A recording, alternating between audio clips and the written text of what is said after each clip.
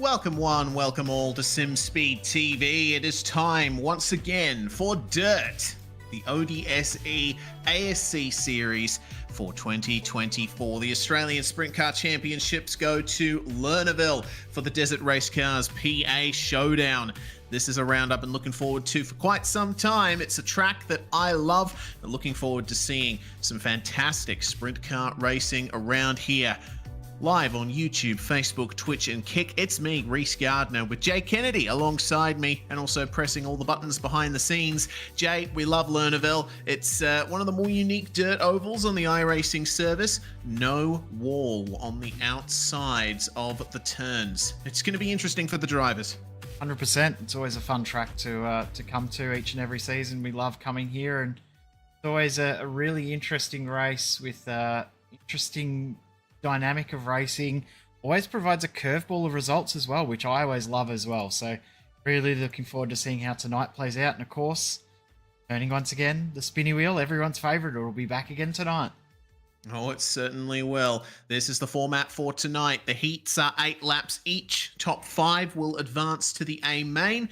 And then we have the alphabet, the C and B mains. Top 4 from each advance to the next event. The A main is going to be 35 laps in length. And of course, the top 2 from each heat are going to spin the wheel for their grid positions. Now, looking at the entries here, I'm guessing it's probably going to be around 5 heats, Jay.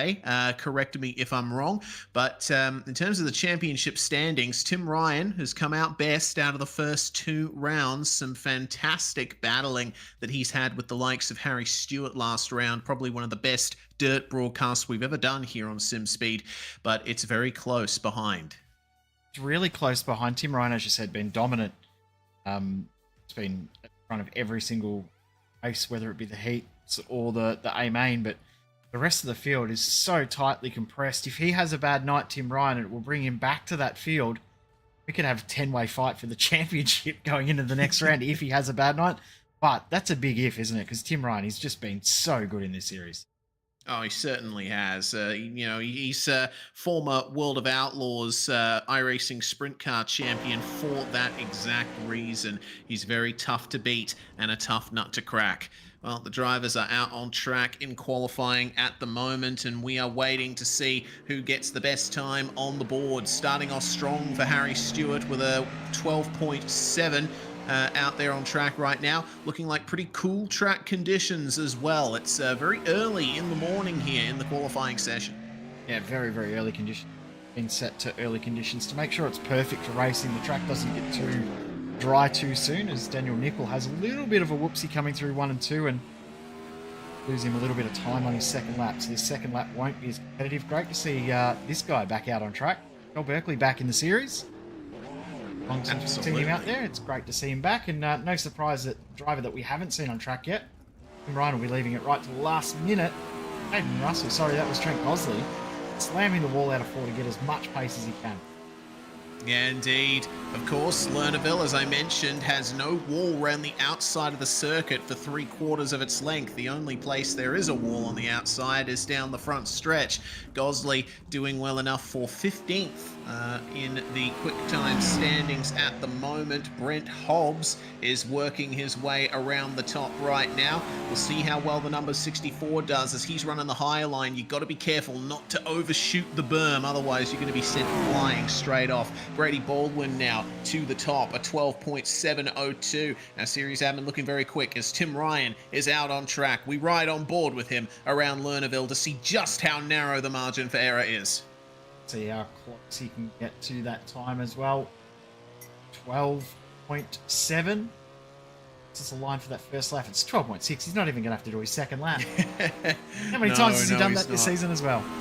Yeah, pretty much every round, eh? It's been nothing short of a phenomenal performance from Tim Ryan when it comes to one-lap pace and controlling the field at the front. Brenton Hobson for Synergy Sim Racing looking for a little bit more out of this as he sets his first time. Where's it going to put in? 20th right now, 12.939. That Synergy 88 is looking a little unstable. It seems like he's having to have a few goes at it through the turns. And the second lap is going to end in a spectacular crash for Hobbo 88.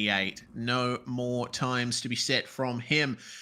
We shall see how everything goes for the drivers in the heats now as we check out the qualifying results. It's only 0.02 of a second between Brady Baldwin and Ethan Winter, who managed to slip into third there. Nathan Vanderwacker also doing very well for Vortex Sim Sports. They're going to be the pole position starters in our 4 heats there. First off, of course, Tim Ryan with Harry Stewart alongside him on the front row. Josh Walton and Braden Shute will line up on the second row, with Darcy Wilson and Brenton Hobson rounding out the top 6. Joel Berkeley, on his return to ODSE competition, starts 7th in Heat 1 alongside Tristo Yelland. Cameron De Bruin is going to start on his lonesome in 9th on the final row. Now, I will correct myself from before. It is only going to be 4 heats, which means the spinny wheel is going to be for our top 8 in the feature later on tonight. But we're going to have to put that to the back of our minds for now, Jay, because we're about to get rolling. It's not quite in the back of my mind. It's still forefront of mine because I have to make sure the spinny wheel works. I've actually been testing it in the background to make sure it's all working and make sure that Ryan's not been a fan of the spinny wheel all season, so he'll be hoping that if and when that rolls around that he doesn't get the bad luck that he's had. I think he's got reason to not like it as well because he hasn't had any luck with it. No, certainly not. He's clearly... Yeah, exactly right.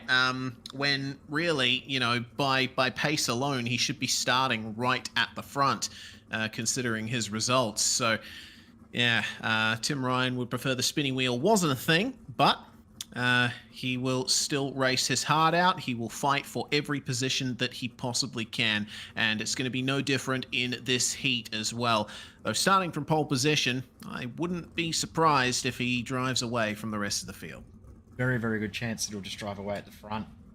We're about to roll off. His first heat underway, heat 1. One of 4 heats, and we'll have 2 mains to get us towards the A main, the C and the B main. A main with 20 car field. Bring us a great night of racing here at one of our favourite dirt tracks, if not our favourite dirt track. You and I both love racing at this place, mainly because it's a big curveball. And one thing that you didn't take note of, Reese, and I don't know if you noticed, but I definitely did. Brenton Hobson, guess where he's starting? 6th position. Of course. Yeah, I think I just, my eyes glazed over and I suppressed the urge to do it potentially. Mentioned every time because it literally happens way more than you realise. Yeah, true. Brenton Hobson is not known as Mr. 6th place for no reason. Well, we'll see whether he finishes higher than 6th in this heat as the second and final formation lap begins. Tim Ryan and Harry Stewart on the front row. They battled incredibly hard at Lanier for the second round of the championship. The fight between them was truly spectacular to see, and it's going to continue here in Heat 1 at Lernerville. Ryan will be the one controlling the start. Stewart will be racing as hard as he can to catch up to him, but a 1 lap pace difference of 0.2 is difficult to overcome in a 410 sprint car. We are back to 410 cubic inches after round 2 in the 360s. Green flag flies and we're away. Great start from Tim Ryan, already working the inside as Josh Walton to try and get into second. Stewart has to back out on the exit there to avoid him. Stewart almost had to go off the edge of the track to make sure he didn't make contact with anyone, backed out of it. Smartly done. Now he's up to the inside. Beautiful slide job to get himself into 2nd place. Walton's going to come back at him and a slide straight on by. Yep, and the switchback once again. Lernerville's turn 4. No! Josh Walton coming together there with Braden Shute. Walton is over the berm. He manages to get back on track, but that is a massive blow there for the 81. Oh, Hobson just shuts it into the fence.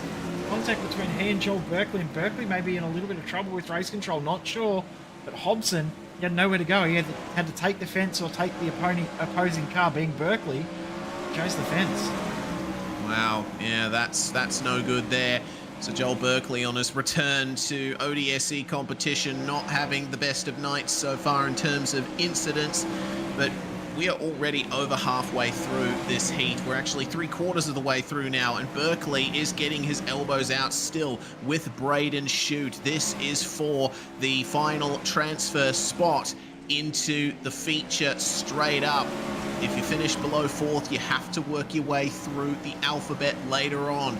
And for the meantime, it looks like Braden Shute has the edge. He was able to run around the outside perfectly on Berkeley. The white flag is out for Tim Ryan. And, I mean, what else can you say? He was untroubled up the front, and he can even afford to slow down a bit through the final couple of corners to take the win in the first heat. Stewart finishes 2nd, Wilson 3rd, and Shute in 4th. Joel Berkeley a long way behind there in 5th place. Still an improvement, but got black flagged, Joel Berkeley, yeah, being given a black flag by race control, which is going to send him to the very bottom of those results, aside, of course, from Brenton Hobson, who unfortunately had to retire from that heat. So the likes of Yelland, Walton, De Bruin, Berkeley, and Hobson will have to find their way into the C and B mains later on. Let's move on to Heat 2 then. The front row taken up by Synergy Sim Racing altogether with Brady Baldwin and Jaden Russell. Cody Malley for Beat the Dark alongside Casey Simons on the 2nd row. Nick Ryan and Nash Granger 5th and 6th. Trent Gosley is going to start out of 7th place alongside Daniel Boyd. It's another 9-car field with Daniel Nickel rounding out the field here. Actually put the results up on screen. I pressed the button and forgot to actually show them on the broadcast. So that was the results there. See Joel Berkeley shuffled back to 8th position, given it that for that penalty. So he'll have to go through the C main, as you said, Reese. Put a night at Lernerville B without controversy. We've seen it in the first race. Like, we're going to have a really interesting night if we've got that as a showcase of what we're going to have. Yeah, indeed. There was plenty of chaos and plenty of hip and shoulder going on around there. So let's see how Heat 2 goes in light of that. Synergy will lead the field at the start of Heat 2. Brady Baldwin with a good start over Jaden Russell, but again, we're seeing 3rd place on back. Trying to make moves early on, are coming together between Casey Simons and Nick Ryan there, coming onto the back straight, and Nick Ryan's troubles continue there. He gets collected by Gosley coming into the first turn. Nash Granger takes advantage and will move his way up into 5th. He'll try to give chase, but I don't know how much he's going to be able to do that, because have a look at Nick Ryan. Oh my goodness, nearly into the wall there went Nash Granger. Avoiding action from not hitting the wall there, and Boyd and Gosley behind. They slammed on the brakes to make sure they didn't make contact. The only thing that could help Nick Ryan close up this gap to 3rd and 4th is the fact now that those two are battling. Casey Simons, Cody Malley, they're starting to fight, they're starting to battle. Nick Ryan will be loving what he's seeing ahead because he's closing that gap down now. Yeah, he's already caught right up to Cody Malley, hasn't he? Malley and Simons were side by side for a bit too long, you know, running 3rd and 4th. If you want to try and battle, then that's your right, but it is potentially going to cost you, as Cody Malley almost found out there. Nick Ryan having trouble keeping the momentum up as he came into the first turn. It looked like a bit of a hit to the wall there. Malley be able to hold on, 2 laps to go. Freddie Malley still sitting in 4th. Will he be able to hold on to this position? Will Nick Ryan be able to get a move done? White flag in the air. Brady Baldwin's broken away. Jaden Russell's safe. Casey Simons is safe, but 5th is still undecided. That it is. Who is going to get the final transfer spot as Baldwin comes across the line to win Heat 2. Russell 2nd, Simons 3rd. Cody Malley, it looks like, is going to hold off Nick Ryan, who was dealing with some rear end instability. Almost got caught by Nash Granger there for the final spot in the top 5. Daniel Boyd and Daniel Nickel going to finish 7th and 8th. Trent Gosley, unfortunately, having to retire from that race. He was one of the drivers involved in the little bust-up a couple of laps in. So, Heat 3 then. It's going to be Ethan Winter, starting on pole position alongside Leo Heaton, Cooper Wilson and Brent Hobbs 3rd and 4th, Hayden Vickers and Thomas Mitchell rounding out the top 6, and then Crawley, Borden and Wilson rounding out the field here. Beat the dark cars in most of the heats here tonight. The team a little bit split up, I think, considering the way qualifying times are sorted into the heats, but I would expect Ethan Winter to be pretty comfortable in the lead of this one. Leo Heaton and Cooper Wilson, they're only separated by 0.03 of a second over a single lap. So keep an eye out for the battle for second. 100%. It's going to be very, very close. Region, the truck should start to play in just a moment. Also, the pace laps have been shortened, so we've removed a formation lap rather than 2 laps behind the pace track at the start. Get down to 1, which I think is great for racing. Makes the night move along and a lot nicer as well. Yeah, I think it does too.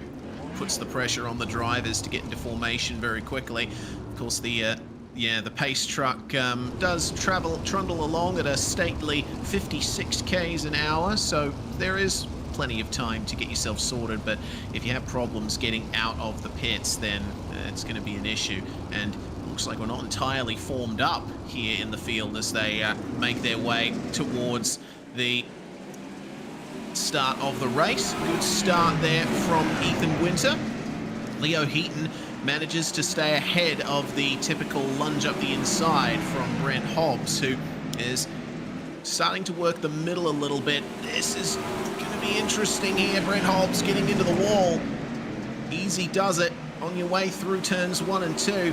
It seems like there's a bit more of a groove forming up at turns 3 and 4 than I can see at turn 1 and 2. So the drivers feeling a little bit more comfortable running the top there, but drivers like Robert Crawley, they are working the inside hard. 100% they are. Interesting that Race Control haven't looked at the start either, because it was very, very messy. I haven't heard any messages from Race Control say they're reviewing it, but every chance that they are, and they haven't told us. There goes Crawley through on Brent Hobbs into 4th position. This is not settled for 4th, 5th and 6th at the moment. They're heading in the lead. What's happened to Ethan Winter? Oh yeah, Ethan Winter's slowed down a little bit. He's fallen back into 3rd.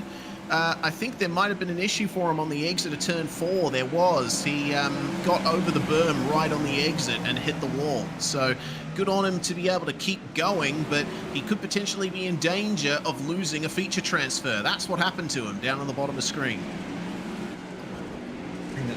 Oh no, that's Cooper Wilson! Oh no! And slowing down to avoid it was Thomas Mitchell. He got clobbered himself. What on earth is going on here at Lernerville? Crazy, crazy race. The Race Control are looking at that start as well, so they are going to issue some penalties post-race from that race start. Heaton's going to win the heat. Winter and Crawley going to pick up 3rd and 4th, and Brent Hobbs, who was back in 5th for a long while, somehow snuck on through. Bradbury that one and got himself into the A main. He certainly has. So Leo Heaton, your victor from the 2nd heat. Ethan Winter finishing in 2nd spot, and then Crawley and Hobbs round out the top 4. Corey Borden in 5th place. Luke Wilson and Thomas Mitchell 6th and 7th. Cooper Wilson with the big spin. And then Hayden Vickers, unfortunately, wasn't able to make it to the finish. I think we might have missed exactly what happened to him. 4th heat of the night, Nathan Van Der Wacker starts on pole. Sean Stevens will join him on the front row. Kobe Noonan and Josh Barry 3rd and 4th. Then Nathan Norman and Bradley Oldfield. Cole Ferguson and Travis Parrott will be the last cars on the grid. It's an 8-car start for this one. Glenn in Race Control has already disqualified himself so that he can focus on trying to administrate this event. Now, the times are still very close from qualifying. Van Der Wacker was 0.03 of a second faster than Sean Stevens, but Van Der Wacker certainly has experience and success on his side. I am expecting this once again to be a very closely fought heat, though. What happened to Hayden Vickers? Just running it over the berm. Yeah, over he goes. Your favourite incident at this track? Yeah, and it's one that happens all the time, so I'm a very happy chappy when it happens. Obviously, Hayden Vickers won't be too happy with how that went down. We're the only ones happy about it. Yeah, exactly. Us and everyone else watching on YouTube, Facebook, Twitch, and Kick. So, round they roll on the single formation lap. Van Der Wacker will control the start as per usual. Sean Stevens, I think, will be giving him a very close fight. But once again, keep an eye out for Kobe Noonan. He will likely be trying to fling it up the inside at turn 1 to try and get some space between himself and Josh Barry. Entering the start zone, and Van der Wacker is away, and look at that, that's an excellent start there from Kobe Noonan. Actually passes Sean Stevens coming into the first turn there, and Stevens is going to lose another position to Josh Barry. Brilliant start from our second row. Stevens had it all sorts of crossed up at the exit of turn 4 there and couldn't get the grip. I lost a spot to do it, and then Josh Barry just sent it up the inside after he saw that issue. Now Stevens has to work very, very, very hard to hold on to this position. Oldfield and Ferguson behind. Ferguson the first to really try the inside 3 and 4. We've seen a couple through 1 and 2, but not through 3 and 4.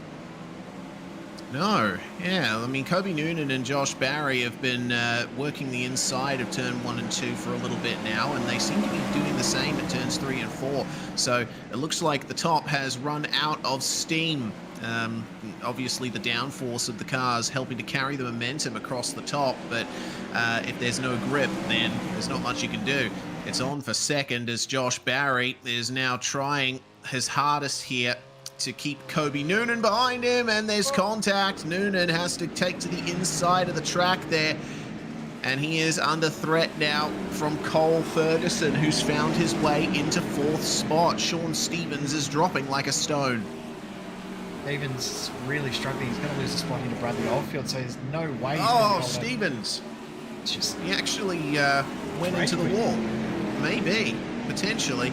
He's just gone straight on at turns 3 and 4. Actually, a big veer to the right. I don't know if that was a hardware failure or what, but it is the final lap. Nathan Van der Wacker dominating from the outset. Josh Barry up from 4th to 2nd. What a beautiful drive it is from him. And it seems like Cole Ferguson isn't under much of a threat here from Bradley Oldfield. He's going to take 4th across the line, and that will be the end of it. Brilliant stuff once again in the 4th heat.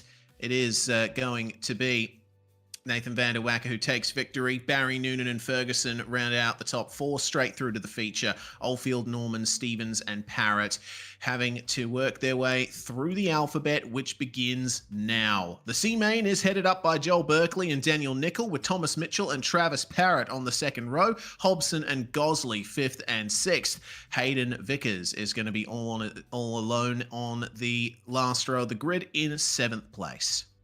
Remember, top from this race go through. I can see a few names in this one that you've done as automatic for the A main. You're in the C main. So what's our B main going to look like with these guys added into it? It's going to be a stacked B main. Yeah, fun night of racing is. we've got coming up. Yeah, a bit of a topsy-turvy night here at Lernerville. And I don't just mean cars going over the berm and ending up upside down.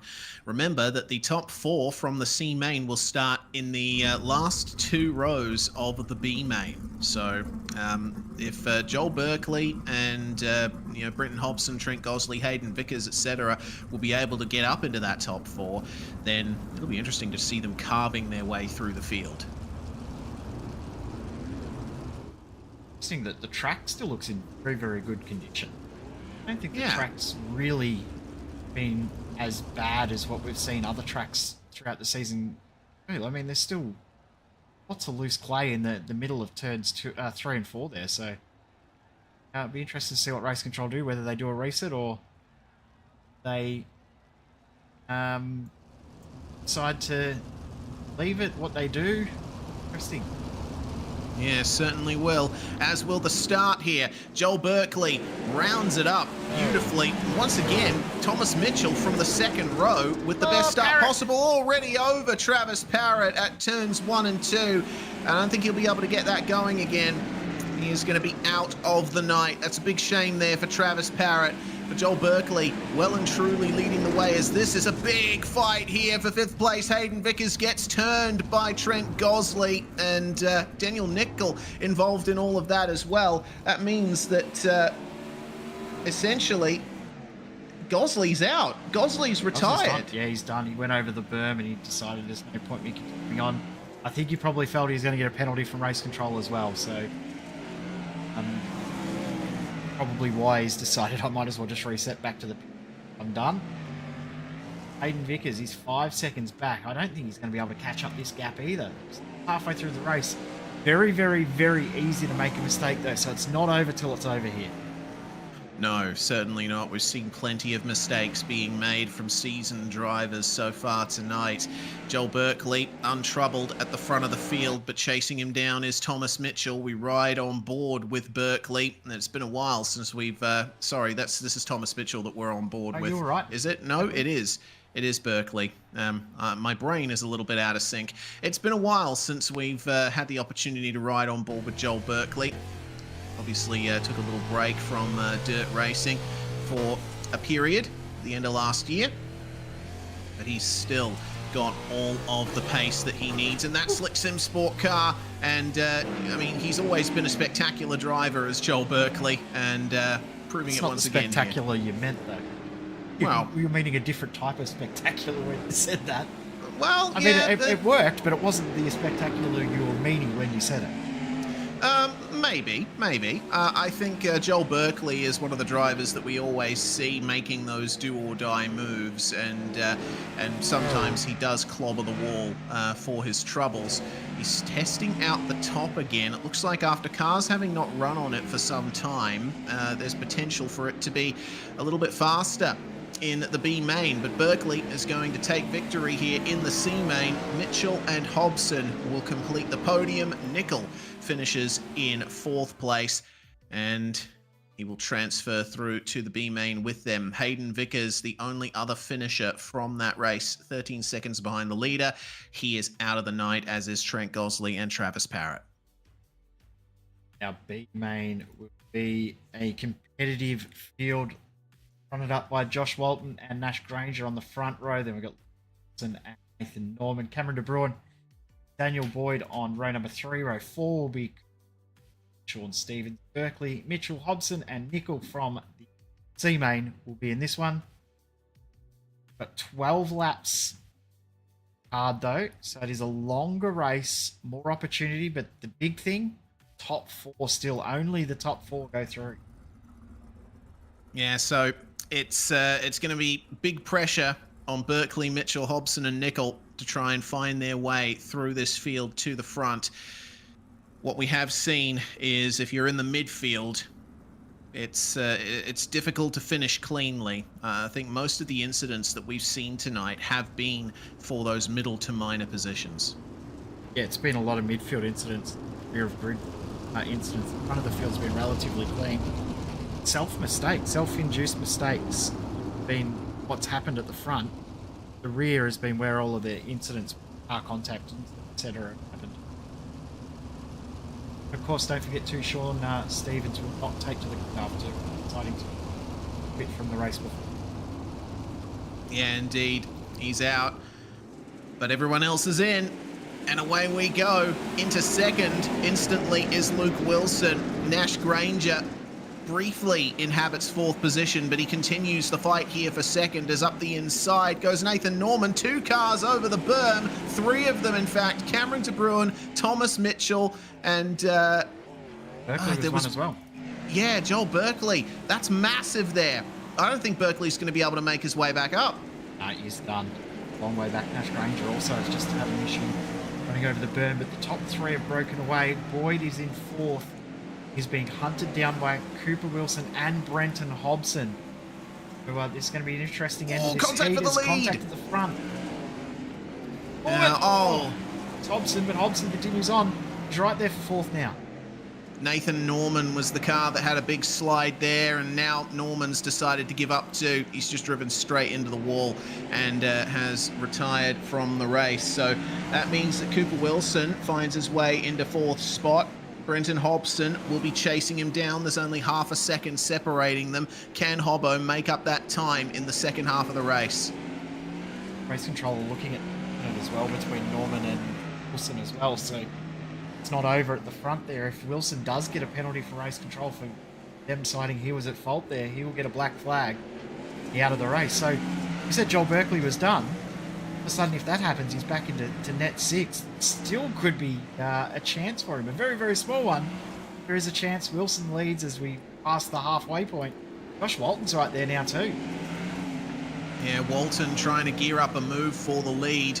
This is the problem, though. If you're in the top 4, it's probably in your best interest to not race each other too hard. I mean, it does improve your feature grid position, but you don't want to be costing yourself a start in the feature altogether. Wilson's still leading. See race controller having a very, very in-depth chat about this incident, so they've got to make a decision before the checkered flag flies. Very, very tough for race control in these races to have to make a decision so quickly. Yeah, the races are over so quickly, and the night moves on so quickly too, thanks to the heat format. Oh yeah, Luke Wilson. Race done. So even though he's going to cross the line in first, he will not make it to the A main. Wow. So essentially, the top 4 are now Josh Walton, Daniel Boyd, Cooper Wilson, and Brenton Hobson. And Hobson trying to make the move there up into effective third. Luke Wilson is going to continue on here and cross the line in first. But of course, with that black flag, he'll be sent to the back of the grid. So it is Josh Walton who's the effective winner of the C main. Daniel Boyd, Brenton Hobson, and Cooper Wilson will transfer through to the feature. Hobson making his way up from 11th to get that done. Very nicely done from Hobbo88. So now we move into the warm-up, Jay, and it is time to bring out the spinny wheel as we wait for the drivers to file in. There, come through. Yes, they did. Yep. And drops back to 7th. So Walton, Boyd, Hobson, Wilson, and yeah, time for the spinny wheel.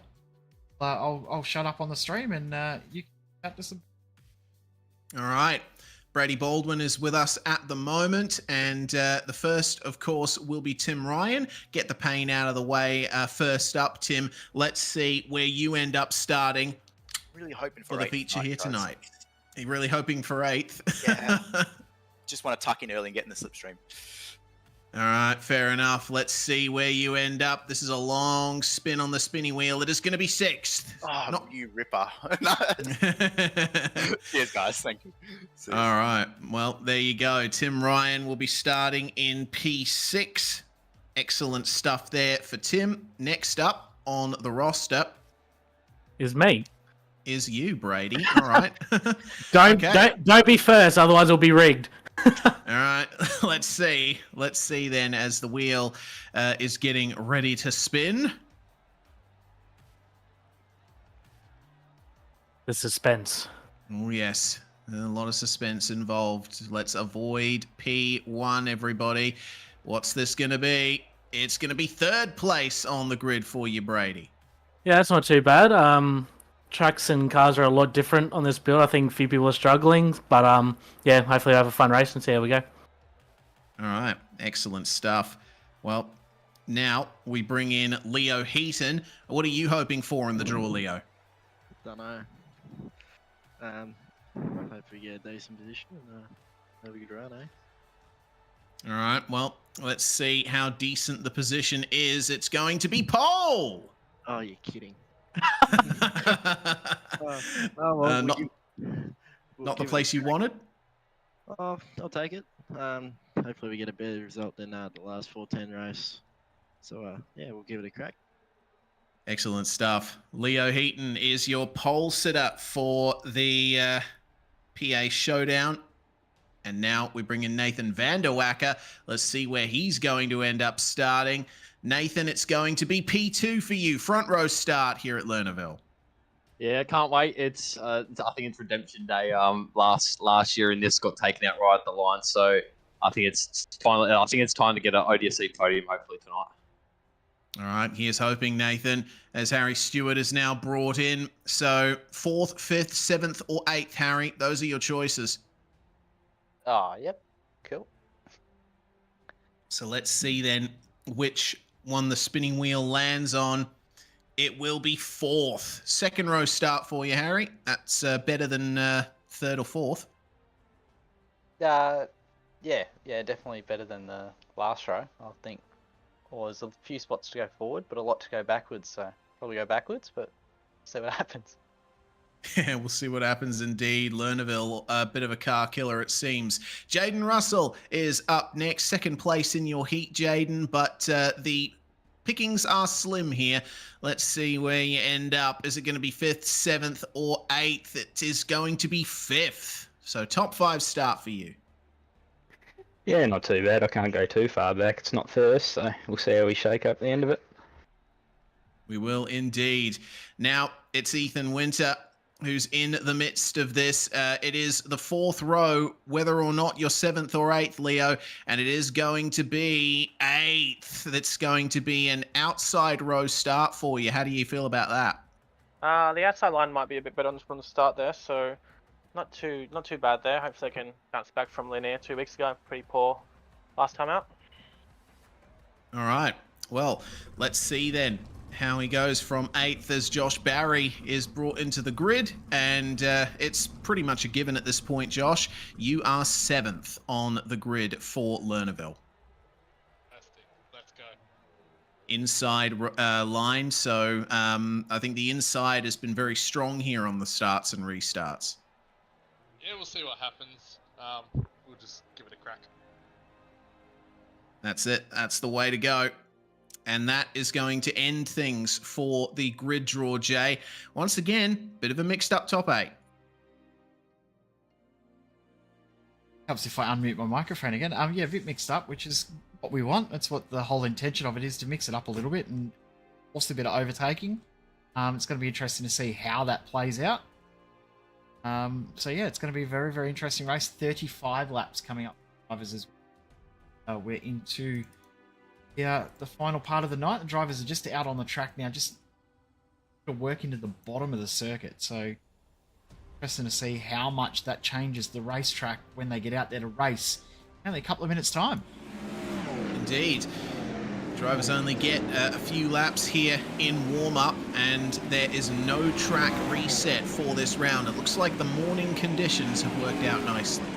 I think it's been a great decision that all the races will be done in morning conditions just to keep pushing the circuit a little longer, especially with the new weather system within iRacing. Sure, we don't have rain on the dirt side of things, but the new weather system does change the dynamic of the temperatures and the way that the air does change the textures within the grass and the dirt. So even though the whole new weather system bringing in rain has been huge for the road side of things, it has played an impact in oval, and dirt road as well. So sure, it doesn't affect it directly with that rain. It has played a big impact. Indeed it does. For a time, after the weather system was introduced, the groove got very bumpy, but I think that's been sorted now as the top 8, of course, ordered by their heat finishing positions, but we'll sort them on the formation laps. Darcy Wilson and Casey Simons will round out the top 10 here, with Rob Crawley and Kobe Noonan starting on row 6, and then Braden Shute and Cody Malley on the 7th row. Brent Hobbs and Cole Ferguson, 15th and 16th. Tristo Yelland and Nick Ryan, 17th and 18th. 19th will be Corey Borden. He's starting alongside Bradley Oldfield to round out the top 20. Josh Walton and Daniel Boyd on the 11th row. And then finally we have Brenton Hobson and Cooper Wilson just scraping through there in the B main. Once again, it's a stacked field, but we are missing a few heavy hitters like Hayden Vickers, like Joel Berkeley, like Sean Stevens and Trent Gosley, Luke Wilson. It's really interesting to see how the dynamic of dirt racing affects things.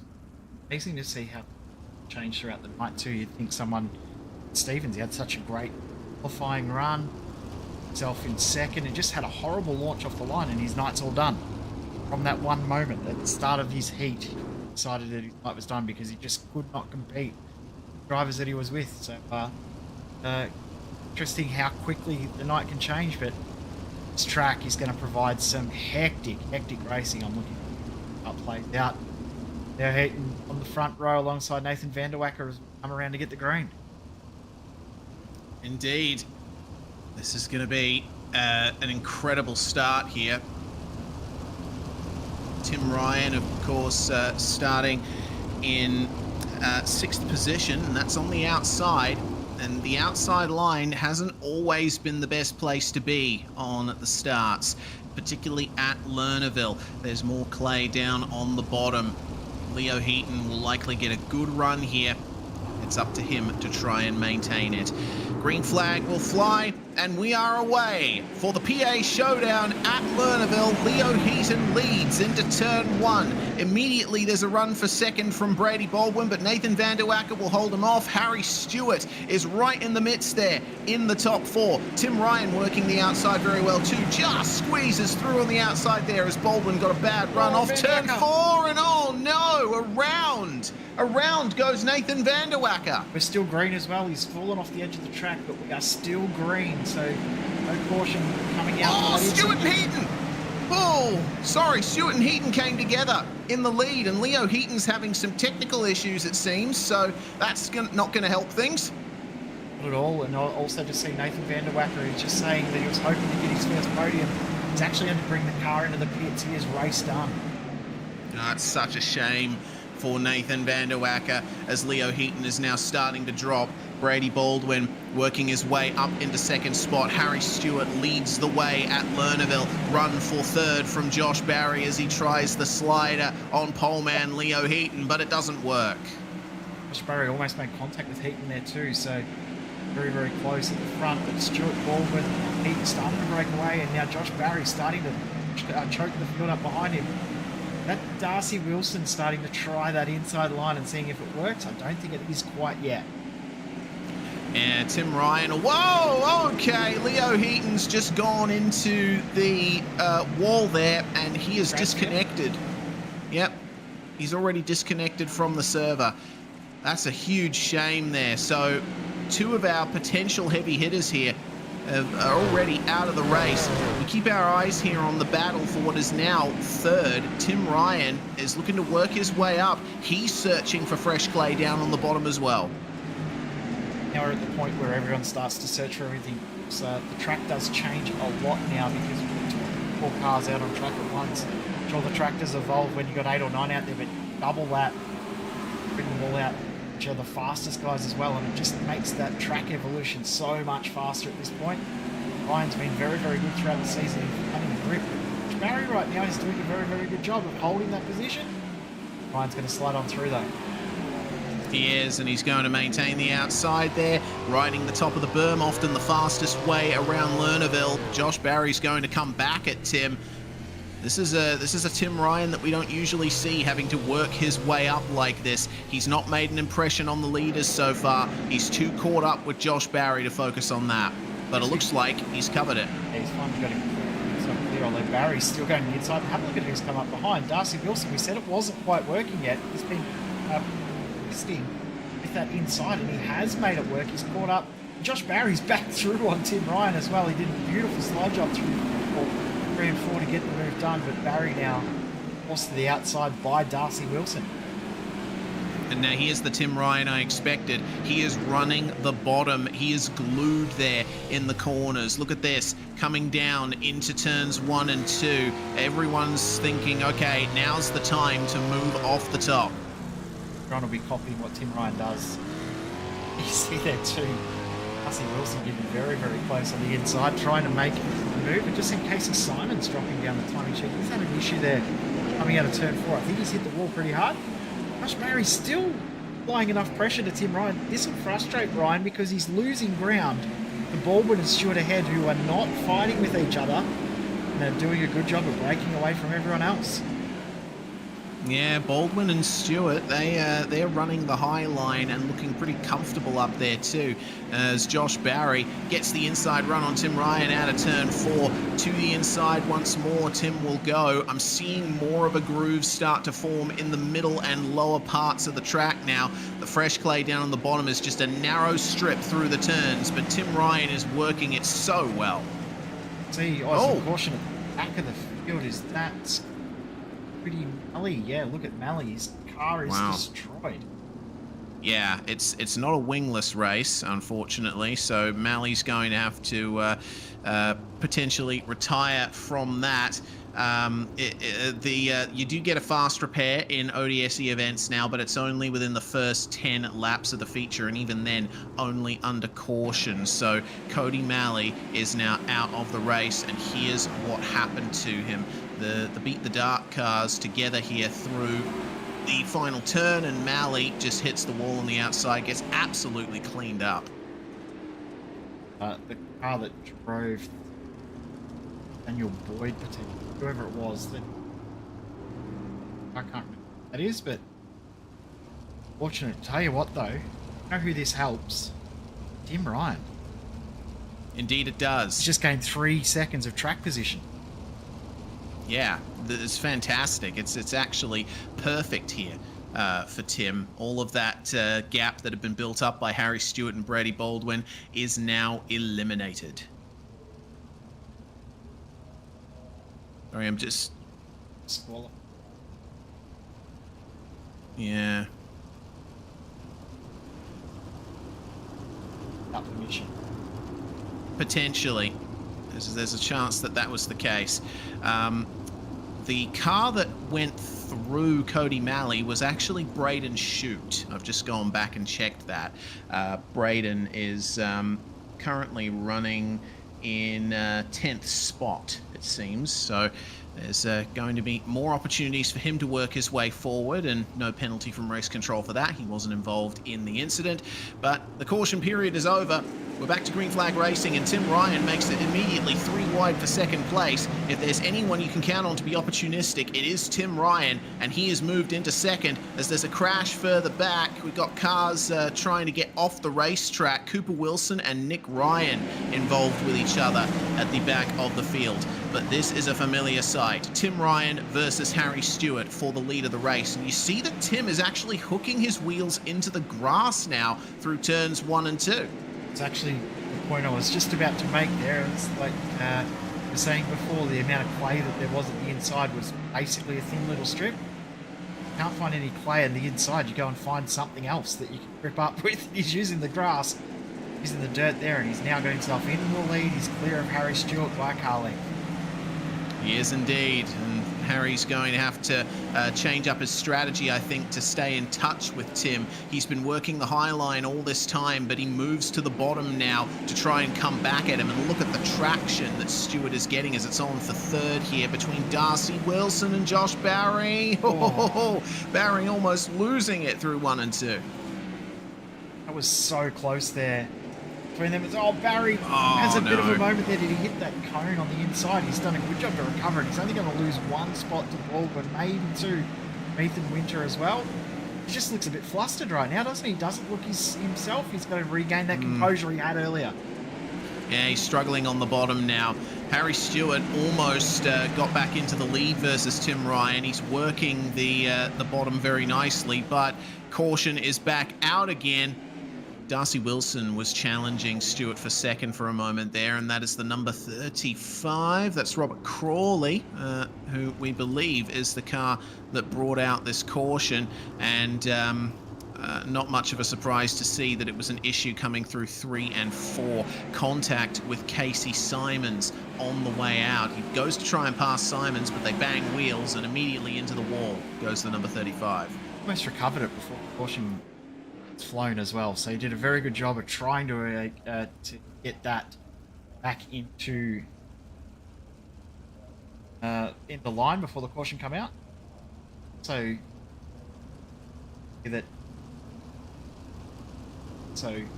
discussing final 10 laps. We tend to go at the line. Means single file restarts from now on. Yeah, well then. Let's see if that works out in Tim Ryan's favour. Of course, there's not going to be much of an opportunity to take advantage starting on the inside because everyone's going to be starting on the same line. So it's all about throttle application. It's all about watching the cars in front of you, watching for when the leader goes and going from there.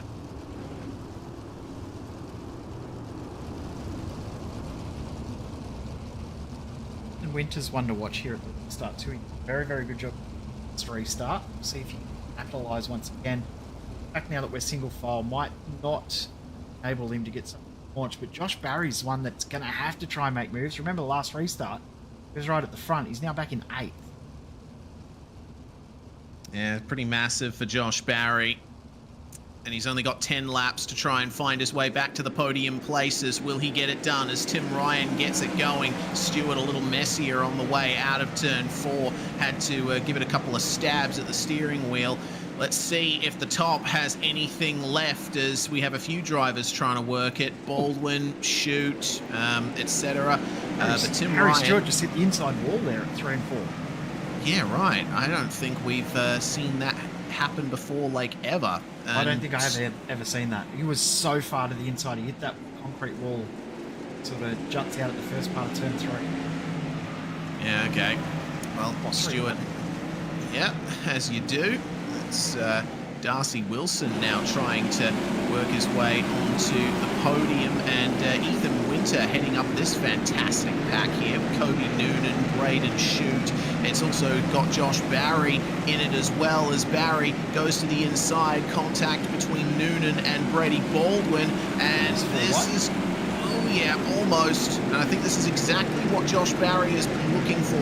Battles like this. He's managed to work his way up to 6th. He could be knocking on the door of the top 5 in a couple of laps' time, but we are already approaching the end of lap 30. Chris Stewart's abandoned that inside line attempt. He's going all the way to the outside as far as he can push it before going over that berm. Darcy Wilson continuing on the inside. Tim Ryan doesn't know which way he wants to go. For the first time I've seen him searching for grip and then being very unsure of his decisions. He's gone back to the inside now, but Harry Stewart, I think, is making him second guess himself, because Stewart's got some great pace up there. Certainly has. It's only going to be 3 laps to go at the line.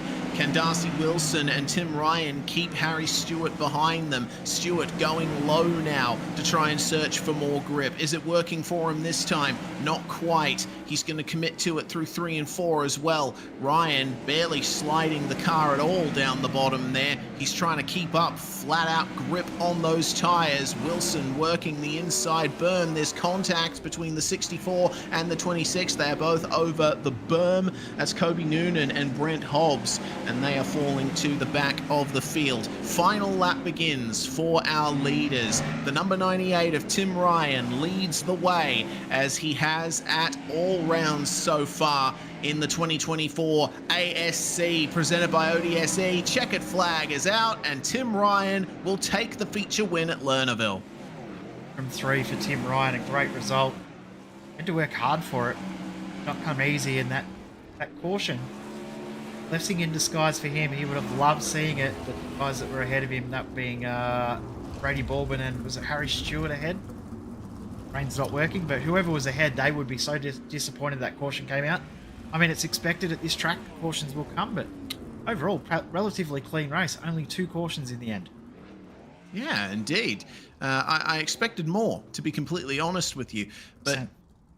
But the Desert Racecars PA Throwdown goes to Tim Ryan, and he will end up extending his championship lead in the Australian Sprintcar Championship, and I'm sure he'll be very happy with that, especially considering that once again he was a little screwed by the spinny wheel. Hasn't helped him at all. He might ask to go last next round. I think he won't be too happy with being first. I mean, he does have a little bit of a disadvantage in some ways, because does have all of the options available. Made it work. Again, picks up the win. Indeed he does, by half a second from Darcy Wilson. Harry Stewart completes the podium. Winter and Shute in the top 5. Good on them. Braden Shute, I think, is the one that jumps out to me there, because he started in 13th place. It was a very good run from him. Barry and Baldwin, 6th and 7th. Simons, Ferguson and Boyd will round out your top 10. And Daniel Boyd worked his way through from 22nd place. There we go, back to Brenton Hobson in 11th again. He started right at the back of the field, was one of the last qualifiers through from B-Main. Jaden Russell, Cooper Wilson, Stowe Yellen in 14th. Great Stowe, Rob Crawley, Ryan Bradley Oldfield, and Kobe Noonan 1 lap down in the end. Hobbs and Nally, they had Hobbs had that issue at the end of the race there over the berm. Cody Malley had an issue midway through, and I clicked the wrong button. Let's try that again. Been a long night, Reese. Corey Borden, Leo Heaton, Josh Walton, and Nathan Vanderwacker. Unfortunate for Vanderwacker, he just has not had any luck in feature races in this series, in any ODSA series. It doesn't matter which one it is, he just has no luck in features. Yeah, certainly doesn't. It's a real shame to see those names all the way at the back. They had a lot of potential, did Heaton and Vanderwacker. But that's going to conclude the racing portion of the night, and we'll move on through into chats with our podium, starting, of course, once again with Tim Ryan. I mean, for all of the issues that you have with the spinning wheel, Tim, doesn't seem to be affecting your race pace. That said, the first caution really helped you out. Yeah, 100%. Honestly, yeah, until that first yellow come out, I was just battling with Josh and trying to save tyres. I actually had no pace even to run with I think it was Brady and Harry that was out in the lead. So I knew you just had to save tyres because I just didn't have that type of pace. Early on in lap 2, I had an incident up the top with one of the Vortex cars spinning on the top, so I had wheel damage. So that was probably costing me probably 2 or 3 tenths a lap. So I honestly thought I had nothing, but just being able to save the tyres enough and then getting that yellow really gifted me the win there. Indeed it did. Also searching for grip down the bottom, which is something that you do often, but it's especially important here at Lernerville. Yeah, for sure. It was a really technical track. I think you could have run it anywhere. I think at the start we were running on the top. That's, I think, where I actually done my best lap. But yeah, the bottom coming towards the end, it was really, really hard to hit. Like through 1 and 2, you have to pretty much drop the left rear into the grass just so you can get your right rear, and then it's pretty sketchy if you're going to spin in that. But I think Darcy, I haven't looked back, was running the bottom pretty well, so it'll be interesting to watch him back and see what I can do better next time. Well, another win in the books and championship lead extended, Tim. Anyone you want to give a shout out to?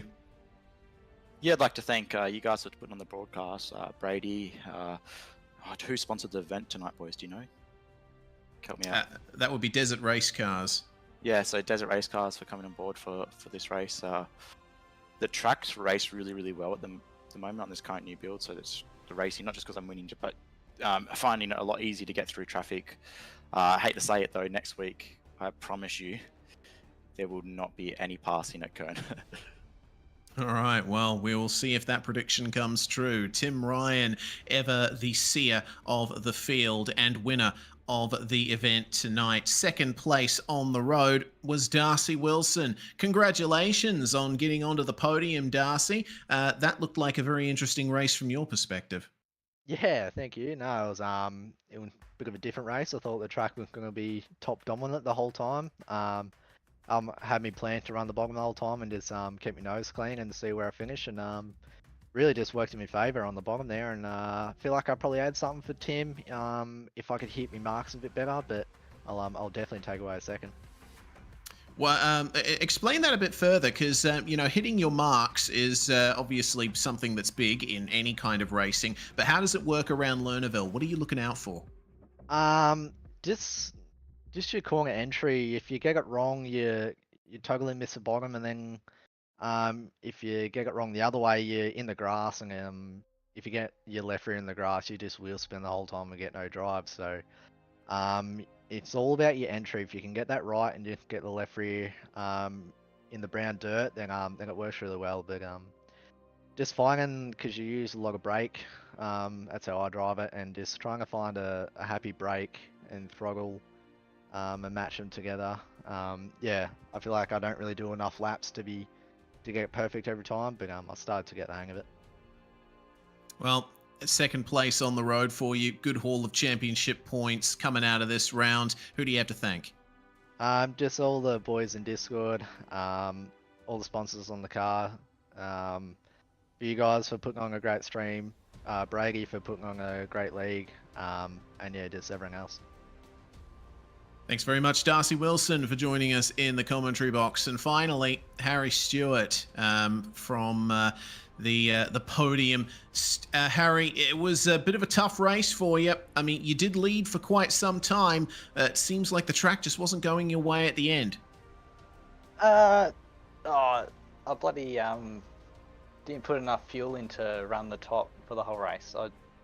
we sort of were judging it off the practice session we did, and we never really just ripped the top or never felt any decent up there. So just did not put enough fuel into run 35 laps up there. And yeah, that restart I thought just rolling the middle would be decent enough, but then Tim ran the bottom and I sort of found the top, bottom. I don't know what I was doing, but it was a bit better than Tim for a little bit there when I was sort of going for it. And then yeah, I realised I just absolutely wasn't going to make it, so I dialed it back a bit, and then Darcy got past, and I think I tried the top at the end because I saved a bit, and it was really good at the top, but I couldn't push very hard with the fuel, so yeah, bit of a stuff up before I even started the race, but is what it is.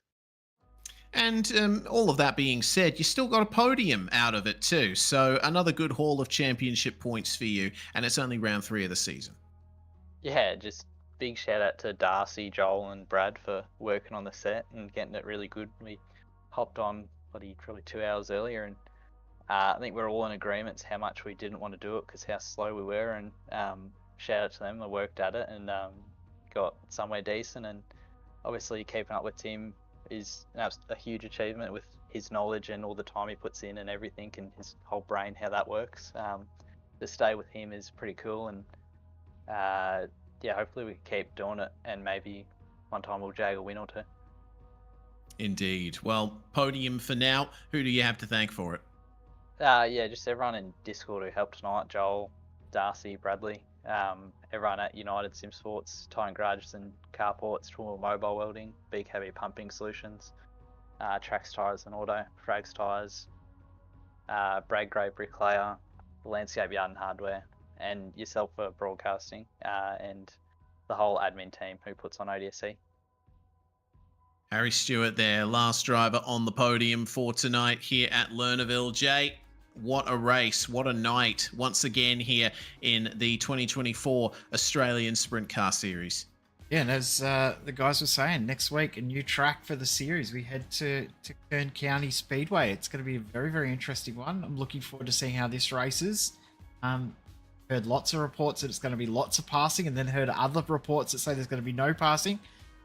One thing we know is it's going to be action-packed. There's going to be desperation within the field as well as guys try and make something happen. Especially if it is difficult to pass, they are going to try and make something happen even more. I'm looking forward to seeing how this race plays out. And, I mean, it's going to be a fun night of racing. It always is in this series. Indeed it is. Action comes thick and fast in Oceanic Dirt Sim Events Series.